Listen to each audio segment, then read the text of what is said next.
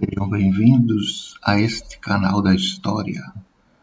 Hoje vamos falar alguma coisa sobre o Iluminismo. O Iluminismo foi um movimento filosófico, político, econômico, científico e ocorreu ali entre os séculos 17 e 18 na Europa, principalmente na Inglaterra e na França.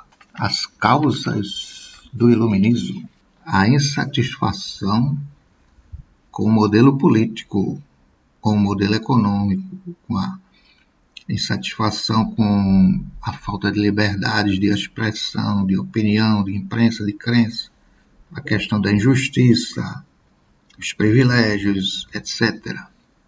O modelo político que predominava era o absolutismo, que vinha da ideia do direito divino dos reis. Isso, naquela época, já era bastante criticado, já não se aceitava mais isso. Tanto é que a Inglaterra foi o primeiro país a acabar com o absolutismo, ainda no século XVII. Havia também um modelo econômico chamado de mercantilismo, que estava baseado no comércio externo, no metalismo, na balança comercial favorável e nos monopólios. Isso prejudicava a maior parte dos comerciantes. Privilegiava um pequeno grupo de comerciantes, amigos ali do rei, da nobreza, e prejudicava os demais. Então o mercantilismo já não se encaixava mais no mundo onde cada vez mais o comércio e a burguesia se expandia e era prejudicada. Bom, havia a questão da falta de liberdades. Você podia ser preso por fazer uma crítica. Você podia ser preso por ter uma religião diferente, ter uma crença diferente. Então não havia liberdade de expressão, de opinião, de imprensa, de crença, etc. Se fazer uma passeata, um protesto na rua, podia ser preso. Havia a questão da injustiça, as prisões arbitrárias, a falta de habeas corpus, a justiça com 2 pesos e 2 medidas, um tribunal especial para a nobreza e outro tribunal para o restante do povo. A questão dos cargos públicos serem ocupados apenas por amigos dos poderosos. Então tudo isso era criticado. E havia a questão dos privilégios, a nobreza, o clero. Criticava-se também a nobreza e o alto clero. A nobreza, dona de terras, e não precisava pagar impostos, vivia de rendas pagas pelo Estado, e o Estado, claro, através dos impostos, e também os privilégios do alto clero, também que vivia no luxo, era diferente do baixo clero. Bom, criticar é mais fácil, mas o que é que você propõe? Queriam um novo modelo político, onde houvesse participação dos representantes do povo, que as decisões políticas não ficassem apenas na mão dos reis e de seus conselheiros. Queriam diminuir o poder dos reis. Isso já tinha ocorrido na Inglaterra.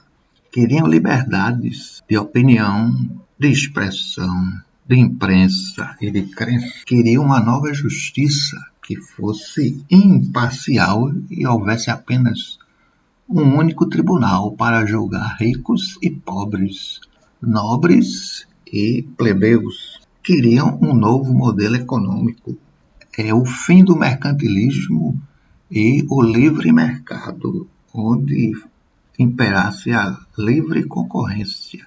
Queriam menos burocracia, queriam menos impostos, menos interferência do Estado, menos controle do Estado sobre a economia.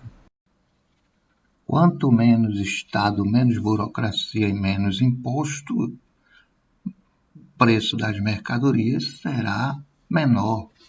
Da mesma maneira, quanto mais concorrência, melhor para o povo, terá mais opções de compra e menores preços. Sem falar na geração de emprego, ou seja, haverá mais emprego para o povo. Além disso, no campo do conhecimento, no campo científico, no campo filosófico, defendiam o estímulo à educação e à ciência, porque eram a base do progresso. Sem educação, sem ciência, não teremos invenções, aperfeiçoamentos, novos saberes, novas técnicas, novas tecnologias. Por que o nome iluminismo? Iluminismo vem de luz.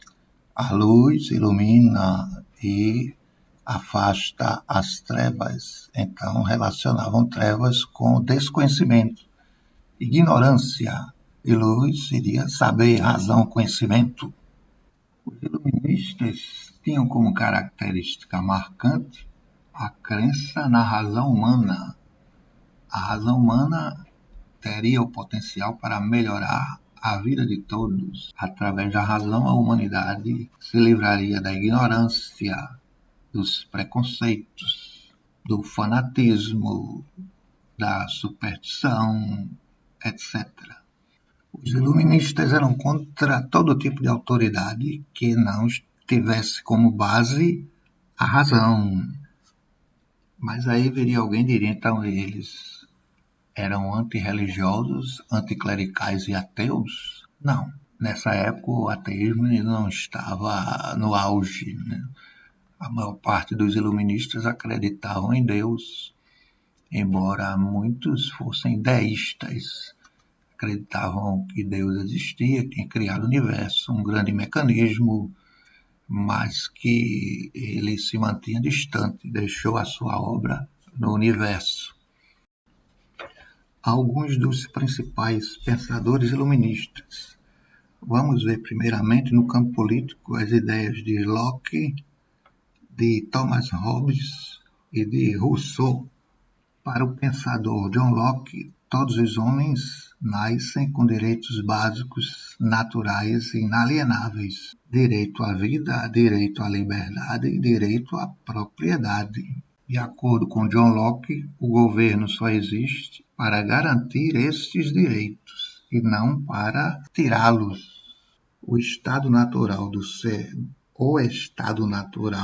ser humano é ser livre. A liberdade já existia antes de existir o Estado. Nós temos a liberdade de pensar e agir, desde que não prejudiquemos aos demais. O objetivo do Estado é proteger a vida, a liberdade e a propriedade. Para Locke, se o Estado não cumpre estas obrigações, o povo tem o direito de tirar do poder o mau governante. Em outras palavras, os governantes só existem para servir ao povo e não para ser servido pelo povo. Para o filósofo Thomas Hobbes, a liberdade que o homem tinha no início da história humana era usada muito mais para matar e tomar os bens dos outros.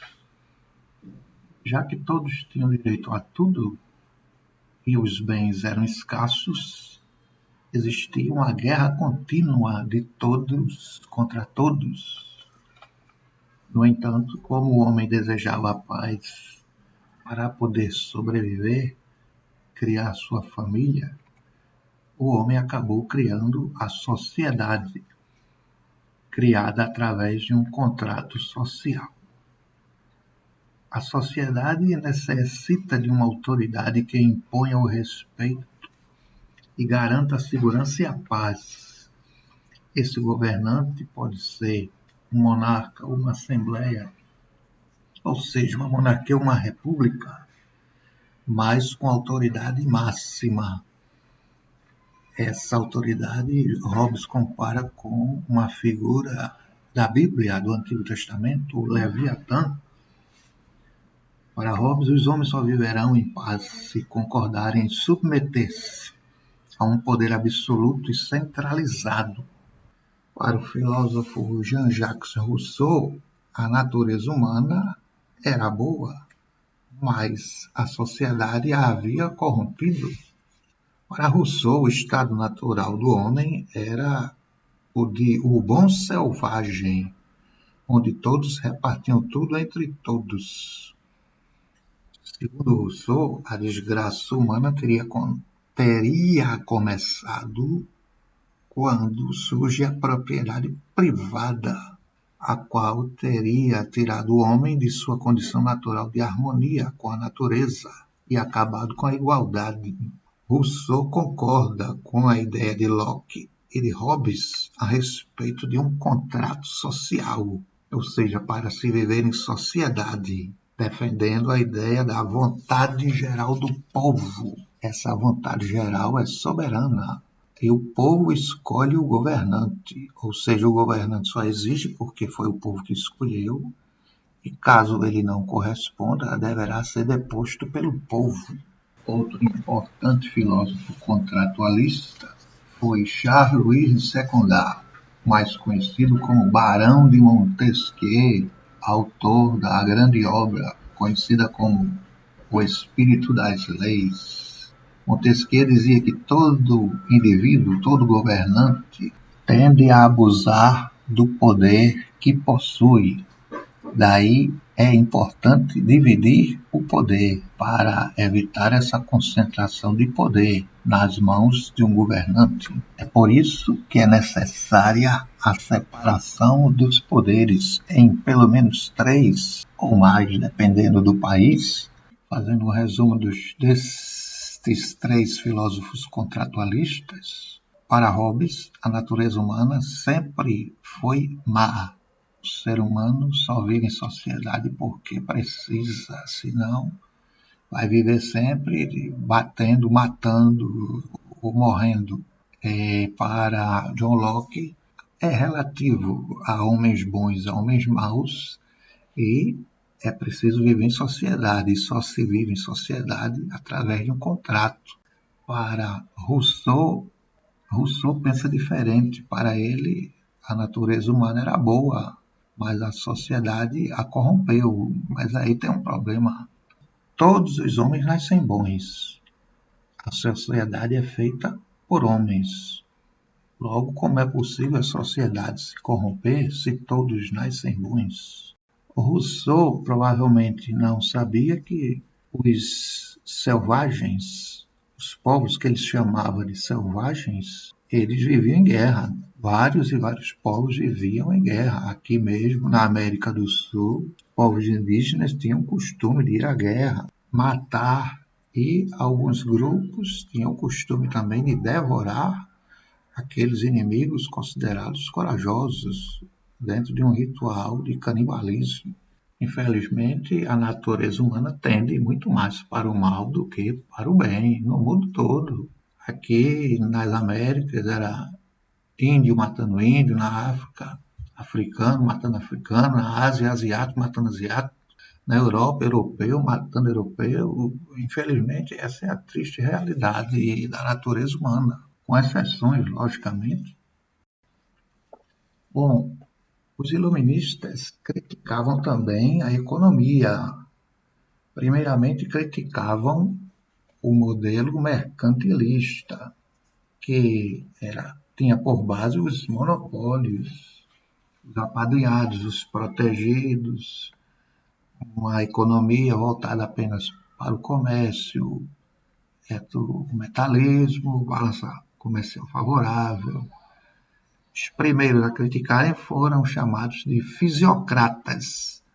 Para os fisiocratas, a riqueza estava na terra. Segundo os fisiocratas, o comércio e as manufaturas, ou artesanato, não fazia nada mais do que transformar as riquezas oriundas da terra. Então eram atividades secundárias. O grande nome da fisiocracia foi o economista francês François Quesnay. São os fisiocratas que criam a ideia da lei da oferta e da procura. Quando a oferta é maior que a procura, o preço geralmente cai. E quando é o contrário, o preço aumenta. Para os fisiocratas, quanto mais Estado intervindo na economia, é pior, porque o Estado vai cobrar impostos, tem regulamentos, tem burocracia, tem controle, tem privilégios. Isso encarece o preço das mercadorias, prejudica os mais pobres. prejudica aqueles comerciantes que queriam negociar e não podem. Então, para os fisiocratas, o papel do Estado deveria promover a expansão da economia. Os fisiocratas criaram uma frase que resume seu pensamento: laissez-faire, laissez-passer. Deixa fazer, deixa passar. Ou seja, facilite a economia, que vai melhorar a vida de muita gente, vai gerar emprego, renda e, por consequência, gerar mais impostos. Mas o grande nome da economia nessa época do Iluminismo foi o escocês Adam Smith. Adam Smith discordava dos fisiocratas. A agricultura era importante, mas ainda mais importante era o trabalho. De nada adiantaria você ter muita terra fértil e não ter trabalho.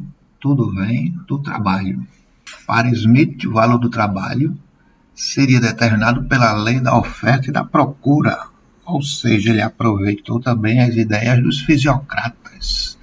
Estas e outras leis do mercado garantiriam a evolução natural e saudável da economia, ou seja, segundo Adam Smith, na economia existia a chamada mão invisível que regulava os preços, a oferta e a procura.